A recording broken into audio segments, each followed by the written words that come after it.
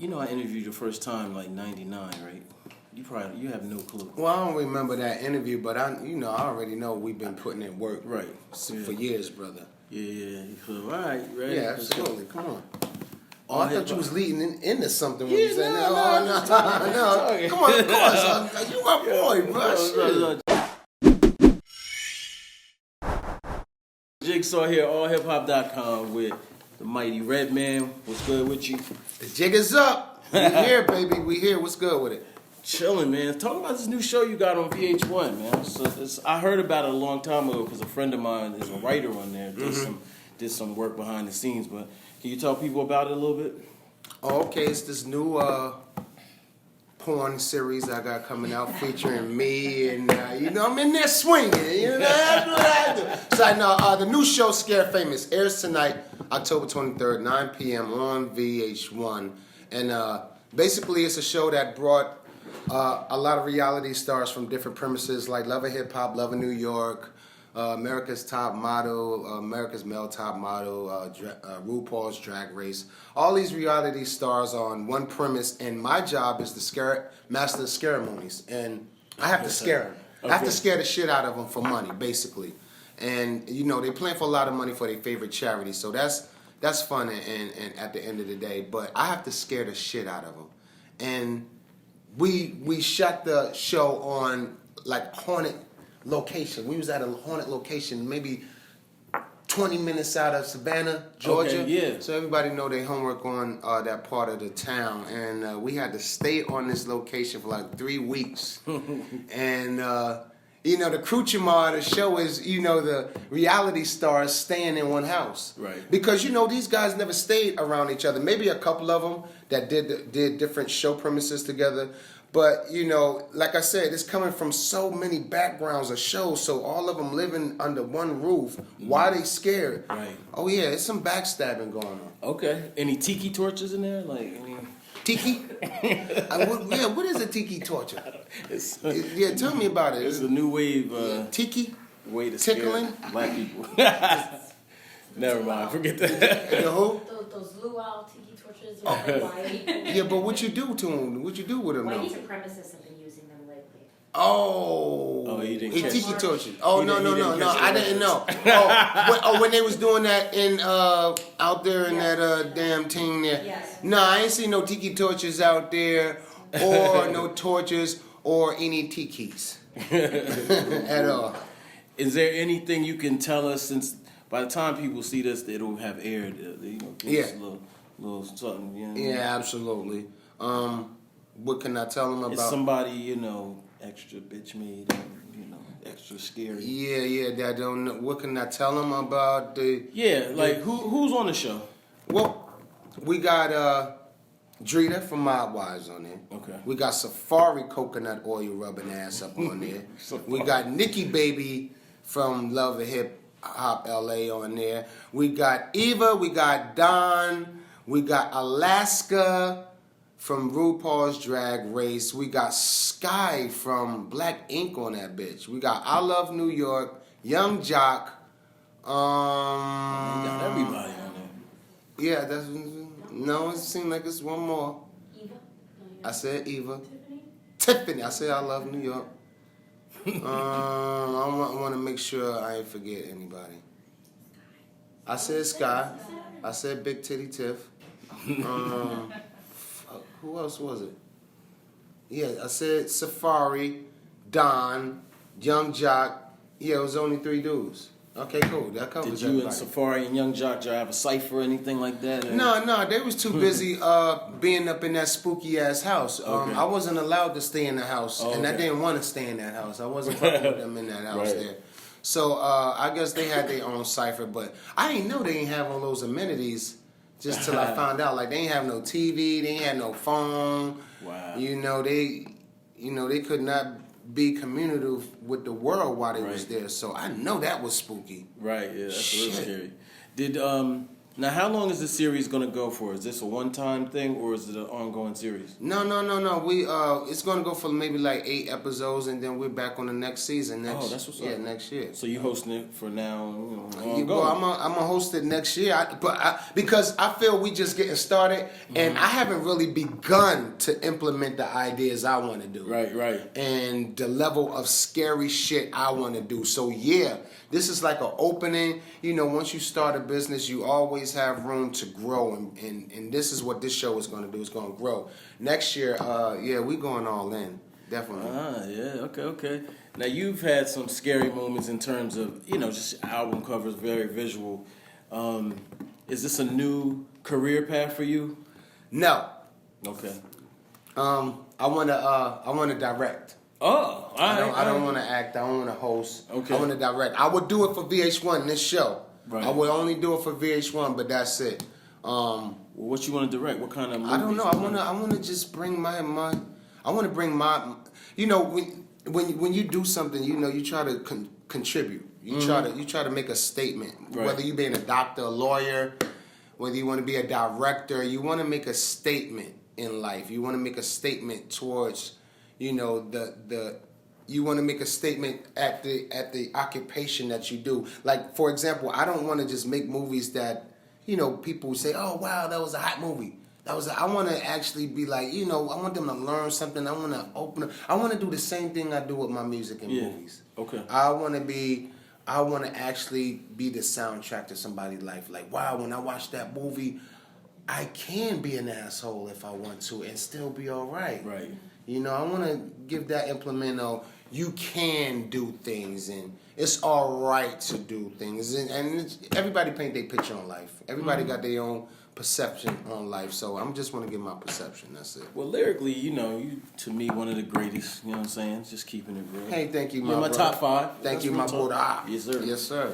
How easy do you think it'll be for you to make that transition? I mean, creatively, obviously, there are two different disciplines. So, writer-wise, do you think, will you be a writer or will you be, director? Or, how do you plan to implement that? Is that something that's on deck? I know How High came out like forever ago, so that's not like you were directing that, but, that was... But it was my ideas, though. Yeah. You know what? Good question. Shit. I wanna do both because it's like when I write a song. Like when I write a song, I write how I want myself to look in a video when I do it. Right. Like when I'm writing, I'm like, yeah, I'm gonna say this. So when I do it in a video, that shit gonna look aggressive. Right. So I want to do the same thing with movies. I want to write movies and like I got a couple of written now, and I just want to be behind the camera. Okay. And actually take maybe acting classes just so I can see what I want from my cast. Okay. Like, I can tell them to get aggressive or less aggressive, more, right. More sad. I just want that extra push that I can bring out my actions because the actors is what's going to bring your movie to life. Yeah. If you have some whack actors with a good script, then that's all fucked. So I want to be able to do it all from bringing the attention that the actors need to make a good movie and write. Right. And possibly be in the bitch for a minute if I can. But behind the camera is to go. I think you can do it. And my ultimate goal of all, after all said and done, after I done made porno movies, directing, all that, I'm coming out with open toe high heel sandals. That is my main goal.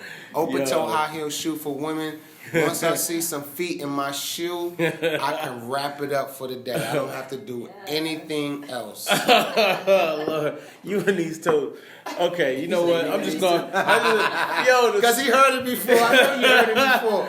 No, because me and my friend, we had this ongoing joke. She's a journalist, and the time like the second or third time I interviewed you, she interviewed you at the same time, and she showed you her toes, and I was just like, she came out bragging about how you liked her toes, and I was just like, yo, I don't get it. So just explain to us what that fetish is for you, because that's a strong fetish. Like that's like an uncontrolled fetish. Yo, it's bad for me. It is bad for me. Like, yo, my friends pick with me and shit, cause, yo, when I see chicks and shit, instead of looking down and up, I look down and up, from the feet going up to the head. I don't look head going down to the toe. I look from the toe going up to the head. I don't know. It's something about women's feet. Like you can be a dime in the face, and you have some busted feet. You get no play in my ride at all. And I've seen a lot of dime pieces too with some horrible ass feet.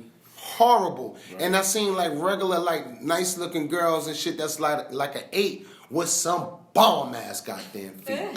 And I don't know, it's just something about a woman's feet that I tell a lot about. Like I can tell like how good she cook, how good her sex is, how if she paints them in the winter, how she gonna treat you. If a woman paints her feet in the winter and keep them done, she about her business. Right. She's about her business, straight up. At any given time, you say, take that sock off, and it's like 30-degree weather out there, and her toes come out looking like Skittles. Oh, she about her business. She is about her business. And, that part of a woman is very essential to me. The leg, the calf, the heel, I'm so good with it. I can tell how a woman's feet is going to look from her hands. Like if you look at a woman's hands and she got knuckles, 9 out of 10 times she gonna have knuckles on them feet of hers. So I can look at a woman's hands and tell what kind of feet she have. Besides the ass and tits, I love ass and tits. Everybody love ass and tits. But if you got ass, tits, and some feet, oh my God, you can get the car with a. You said you need this house. How much is the house over here? The one with the 8-bedroom. All right, we're gonna. Yeah, so I'm just a fetish for it. I just love it. Now, do you still like heavy set women too? Like, wasn't that thing too? Huh? Larger women. Oh yeah, voluptuous. You want to say voluptuous? Right, voluptuous. Yeah. That's the word. You can't be just saying the fat girls. I ain't say that. Was in the 90s. I ain't say that. You can. I know you ain't say it, but big girls are just as cocky as any models are. Oh, yeah, definitely. Like, I know big girls that's like 900 pounds, and they are cocky. Right. Like, these little bitches don't got nothing up on me. What are you talking about? What? I'll fold them up and put them in the drawer somewhere. They have nothing. I mean, serious. I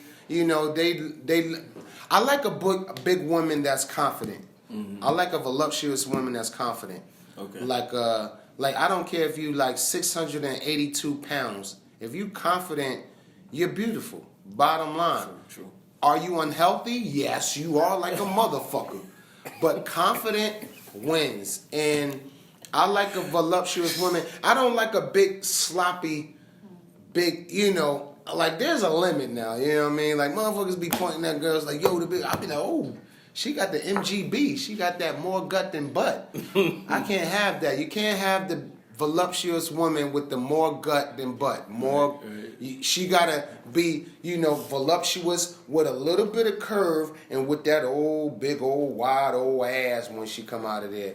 But none of that. You know how you see chicks with that old gut and then they ain't have no butt, but they out here like this more gut and just no butt back here, but they swear they doing it. No, you can't fuck with them. You gotta tell them, give them some advice, let them know we love you. Okay. You gotta trim that gut. We don't have a whole lot more time, but let's talk about the moment. Okay, Eminem. Obviously, you've talked about it already. Mm-hmm. How do you feel about the state of affairs right now? Like, it's a lot going on. In not only hip-hop, but the world. But you don't really see the reflection in the music as much as I think we should. As far as the reflection? Yeah, like hip-hop's supposed to reflect. Yeah, exactly. That's... I blame, like, everything, man, everything has a domino effect. Mm-hmm. Like, people complain about, the new music. Mm-hmm. It's not these guys' fault. Like these young, like after doing the knowledge, because I look at hip hop, man, and I like analyzing hip hop, and it's not these young guys' fault out here. From all the little young new dudes y'all seeing right now, it's not their fault if what they believe in is doing hip hop. They've been trained by the radio. The radio has trained them to paint this picture. You have to service this kind of music to win. Right. And when you have that mentality, when your crew has that mentality, when the state of the hip hop game is basically business anyway, is hardly culture related as far as hip hop and carrying the culture over, whatever. It's more of a business. Right. But then again, when you have the radio not even bringing balance on letting you know where these guys get their music from and samples like they did back in the day with us. In our day they used to play. You could hear the Commodores and Big Daddy Kane on the same channel. Yeah. You can hear Shaka Khan and Mary J. Blige in the same hour. You know what I'm talking about? Yeah. So, when the radio don't have that kind of balance, then everything trickles. Everything trickles. The new artists then get to a point where, we ain't going to bring up no issues of the day because we got... Eminem already said it already, so what the hell I gotta go talk about it for? Right. So it's not that important because we haven't never the talking about importance and talking about world affairs in your music is not something that's popping, because of radio, because of what has been trained, all that shit trickled down. It trickled down to we don't want to tell you about no awareness of the world. You want to know about awareness of the world? Go watch the news. Yeah. We trying to get this money over here. Yeah. So basically, that's just what it is. Everything has a domino effect, y'all. Okay. And Muddy Waters 2. What's the deal? When are we gonna get it? I mean, we've been waiting forever. Muddy Waters 2. I know. Ever. Listen, it's just business. I'm independent. I'm paying for everything out of my pocket, samples and everything. And since I'm independent, without that pressure of Def Jam or anybody on my back about turning in an album that I'm like only 75% with, that's not happening. I'm going to do it right. I'm dotting my I's, crossing my T's. And it's a learning experience as well, too. So definitely next year. Okay. Next year, Muddy Waters is coming. And I'm working with an artist called Amber Lachey. She's out of Atlanta. And also, Do It or Do from Lords of the Underground is running for councilman. Yeah. I've been, that's been my boy since I was like 12 or 13 years old. And we always talked about this. And I'm very, very proud of him. So when it's time the election get to going, I need y'all support out there. 211 Media Group is the group that we represent, a nonprofit group. We are all about the welfare of our kids learning. Mm-hmm. That's what we about. 211 Media Group. Do the homework, do the knowledge on it. Look us up. But Do It or Do, man. He's running for councilman. If he wins, he'd be the first rapper ever in political position, and that's what we're pushing for. So holla at me. Yeah. Holla at me at my social media. IG. I'm Redman Gilla, REDMANGILLA. On Twitter, I'm at The Real Redman. Or my website, www.redmansworld.com. Or come see us at the store, 827 Castleton Avenue in Staten Island, Richmond Hood, or www.richmondhood.com. Holla at us. I'm at Chuck Creekmore. Yeah. Everywhere.